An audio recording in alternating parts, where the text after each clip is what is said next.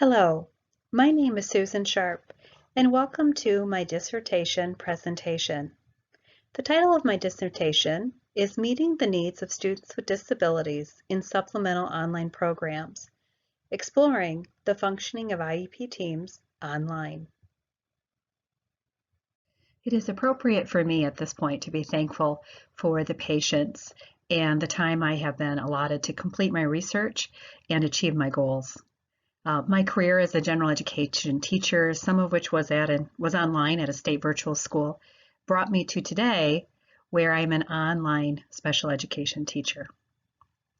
I'm thankful to my program and the people behind it for the opportunity to bring all of my experience together with learning that is current and so desperately central to our lives in education right now.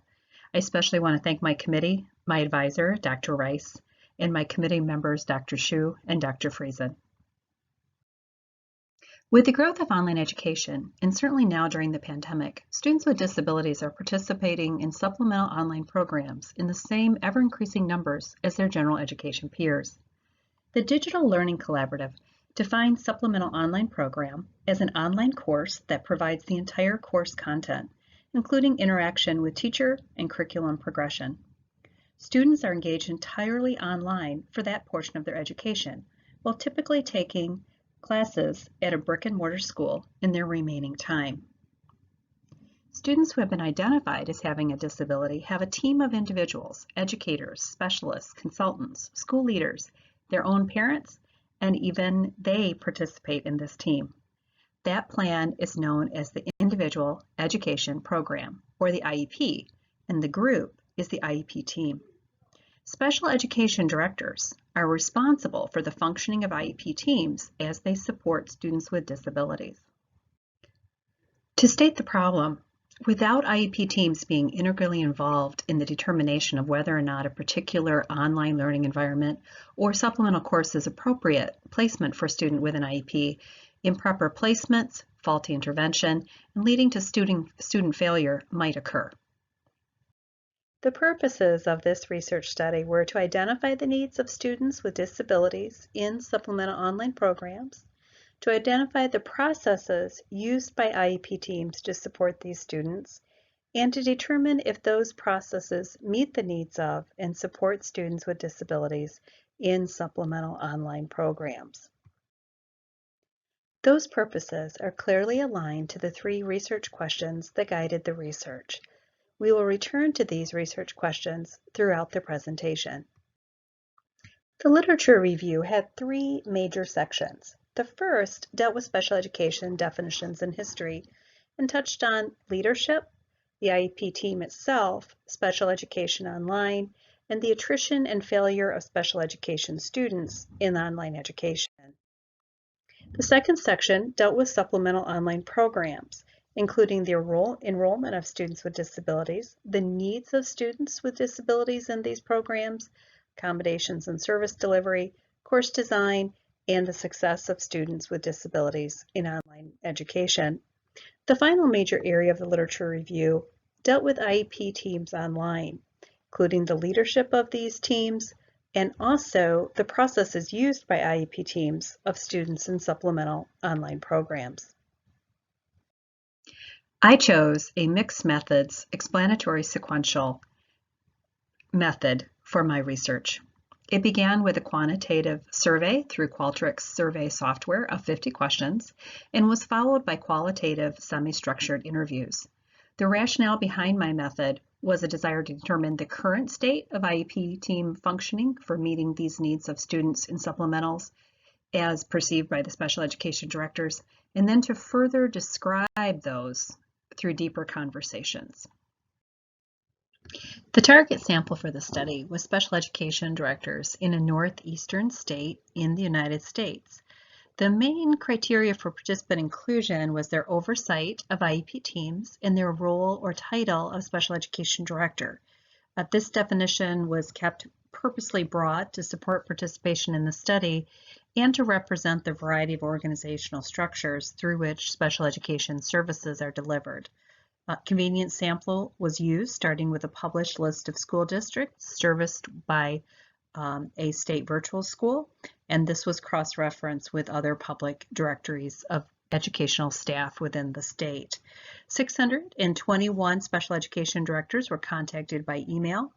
110 of those, or 17.7%, started the survey, and 105 of those respondents made some progress into the survey.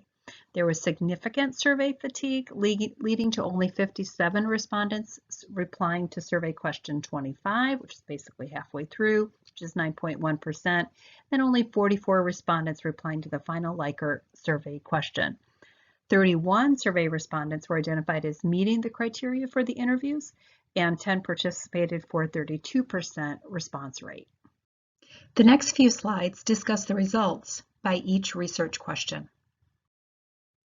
For research question number 1, what are the needs of students with disabilities enrolled in supplemental online programs? The quantitative results through the survey showed a confidence on the part of the respondents when discussing broad organization and IEP team level awareness and operational work within the special education system. There was a lack of confidence in the ability to meet the needs of students with disabilities when those questions dealt with those needs at the level of the online course. 7 subcodes were identified out of the initial code needs. These included credit recovery, flexibility, a generic reference to student needs, graduation push, the role of parents, support staff, and teacher-student relationships. For research question number 2, what are the processes IEP teams use to support students with disabilities in supplemental online programs?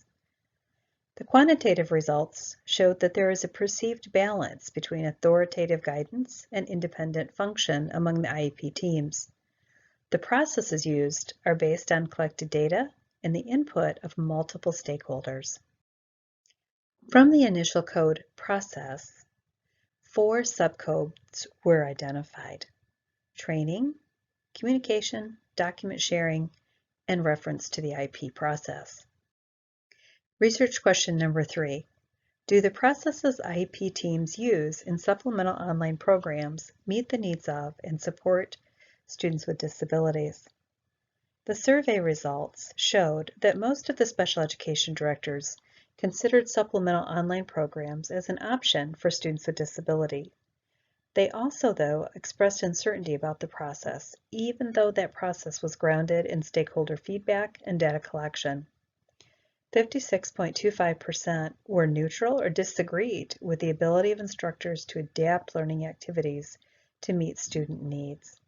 44% were neutral in their perception of the opportunities for instructor-student interaction.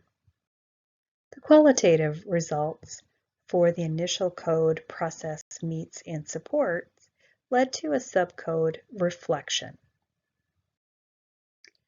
The final initial code was the emergent code case manager, with 2 subcodes, stakeholder interaction and dedication, identified through the coding process. After the qualitative portion was complete, survey questions aligned to each research question and different qualitative themes could be mixed together. Some of the information is shared on this slide. Special education directors often assumed that an IEP team would meet to address the needs of each student prior to them being enrolled in a supplemental online program.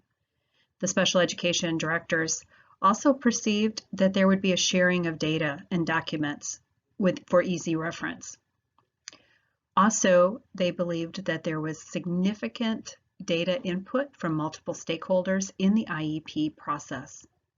And finally, from the mixing, we saw that the special education directors recognized that students with disabilities have had some success in supplemental online programs, and so there is a need to reflect, to look back on what has worked as resources going forward.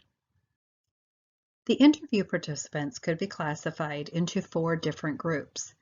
1 was a state level special education director, 1 a county level, and the rest of the interview participants could be classified as district level special education directors, and they were split over 2 out of 4 classes within the state. Class A districts have at least one high school with 863 students or more. Class B would be school districts that have at least one high school with at least 395 students. For each of the 8 base interview questions, 4 sample responses were selected, one from each of the 4 identified classifications of special education directors. This slide shows sample quotes for one question for each of the different participant classifications. The following slides summarize the findings of my research study. Finding number 1 is a confidence in the established special education system and IEP team process to meet the specific needs of students with disabilities in all educational placements. The literature affirmed the requirements of special education are based in federal and state law and local policy, and that special education leadership is distributed and tasked with implementing that special education policy and supporting special education staff. The main function is to create an atmosphere where students with disabilities can develop and achieve. Finding number 2 was a lack of confidence in the ability of special education staff to adapt online learning settings or courses to meet the needs of students with disabilities or to implement accommodations online. This is connected to the previous literature talking about how difficult it would be to move IEP information into the online environment without changes in government policy and additional training. The previous literature affirmed that members of the team have very little policy support or guidance when they move online, and also that the IEP team is not prepared for their roles as they have moved to the online settings. Finding number 3 was a perception that special education staff are well trained and prepared to identify and meet the needs of students with disabilities. The accommodations, as represented in the literature, are envisioned to take place with the teacher or support staff in very close physical proximity. So the overall impact on student learning from the use of accommodations is mixed and sometimes is described as successful without the support of student outcome data, showing improvement. Finding number 4, the perception that the needs of students with disabilities in online educational settings are different than those in traditional face-to-face settings. The largest set of accommodations are those that require interaction with a special education teacher. The literature review does not show evidence of the online implementation of specific IEP required accommodations. Finding number 5, the contradictory perception that the special education directors give significant guidance to IEP teams while allowing independent functioning of those teams.